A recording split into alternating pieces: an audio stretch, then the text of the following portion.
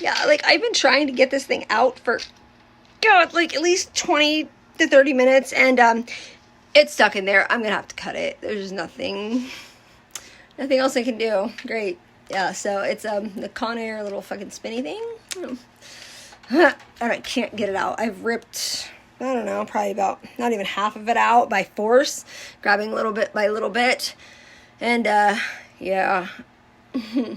So, anything that can tangle your hair up like this, don't do it.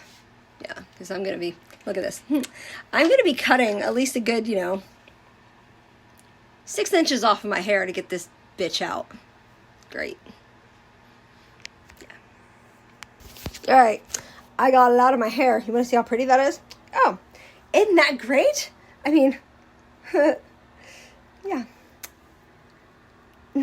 Perfect. Isn't that nice? So, as you can see, there's the big chunk of my hair that I could not get to come out. That's a lot of hair that I had to cut off.